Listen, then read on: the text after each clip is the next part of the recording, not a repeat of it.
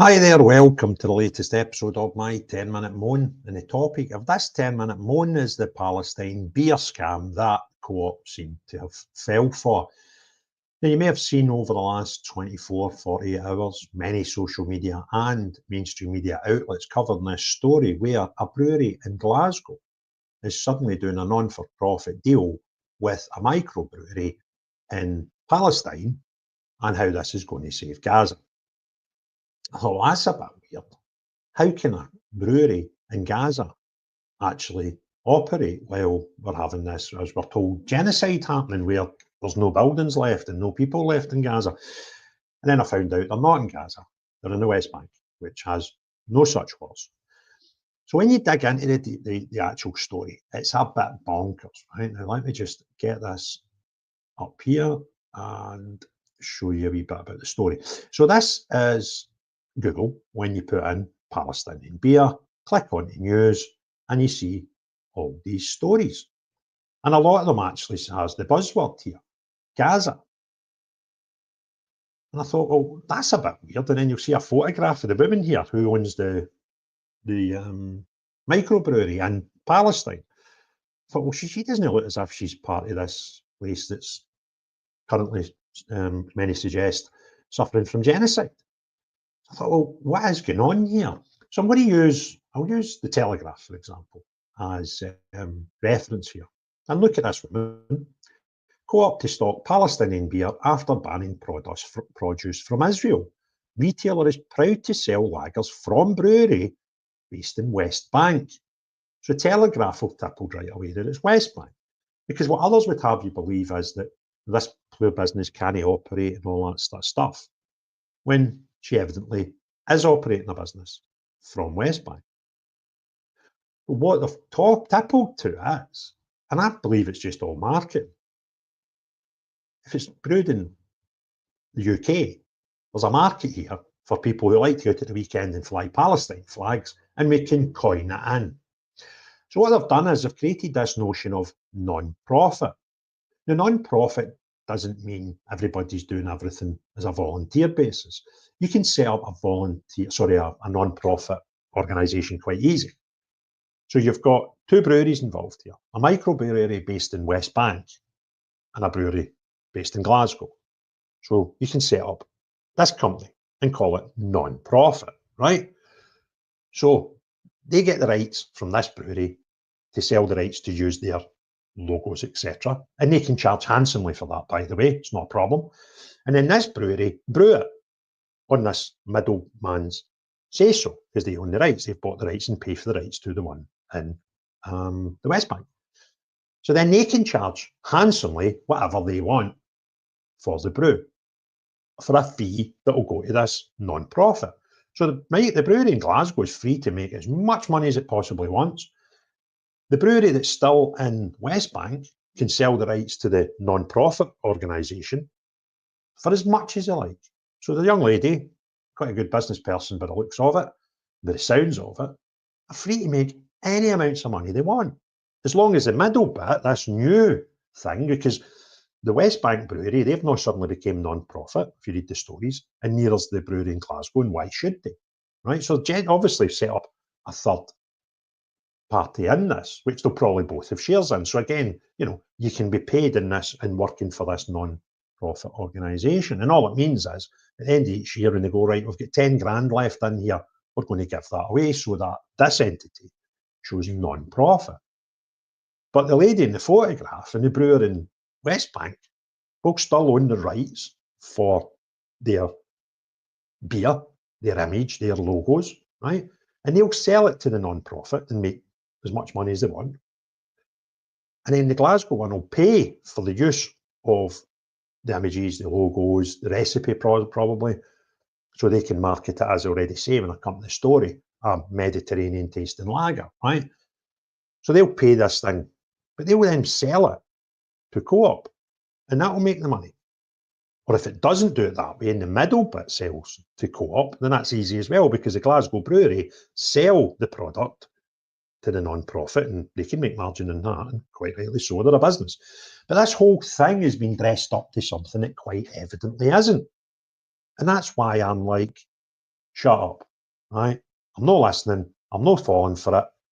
This, and by the way, I don't have any problem with private businesses making money. I quite like that notion. But what it's been sold to by to the public is ridiculous. And what? You call it non-profit. Now, I'll be honest with you now, I've not read the Telegraph. I get fed up reading sort of left-bearing versions of this story, right? That are like, oh, and it's great because the kids in Gaza, right? They'll make some money and it's fantastic. And oh, go on the co-op, go in solidarity, brother, comrade co-op, right? Bonkers, right? I'm a member of the co-op. I had to pay £1 once to become a member to get a co-op discount card that then let me get more than £1 off something that I was buying, right? So I just became, like a couple of weeks ago, it's actually up in Dunblane, Auchterarder in Perthshire. So by default, I'm a member of the co-op, right? I kind of probably not be for long way enough when realising nonsense they're up to.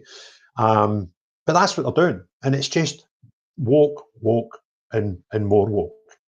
And I'm kind of no fun for it. So anyway, this is all I want to share with you. So I'm just going to, now, as I say, at the Telegraph, I'm quite prepared to guess before I even read this, that they've got quite a balanced outlook on this story. So let's have a look here.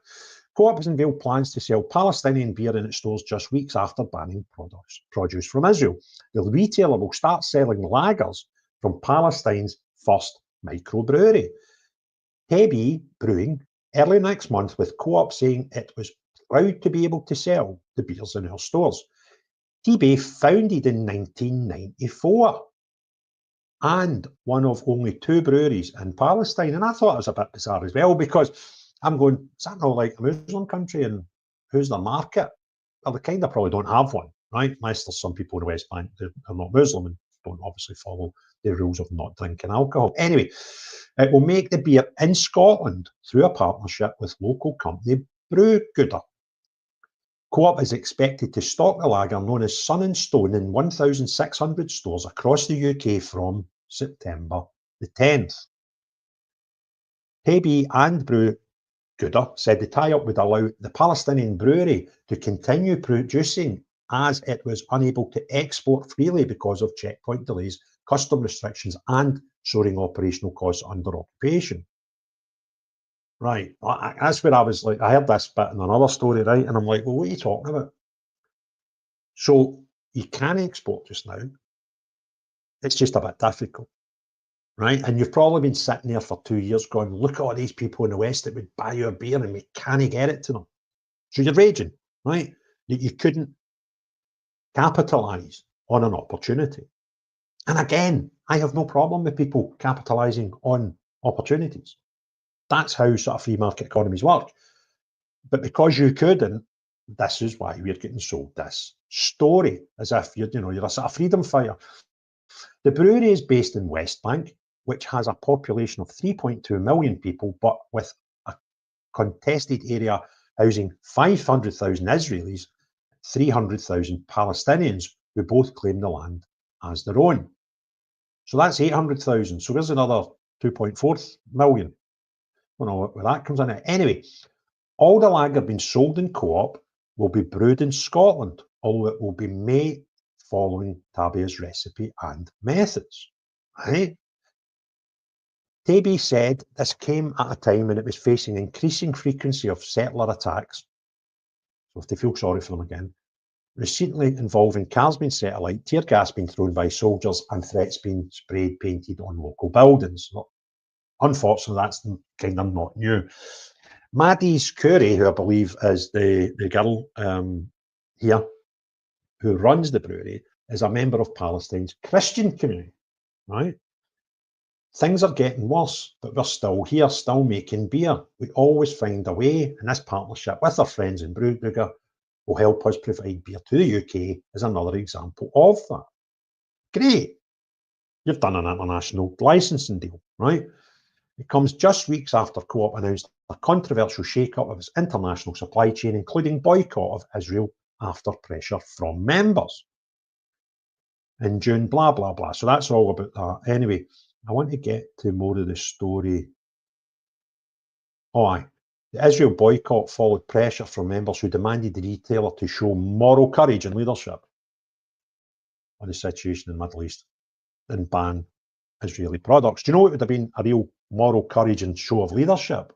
But it was saying, no, we're not picking a side, right? That would have shown good moral courage and leadership.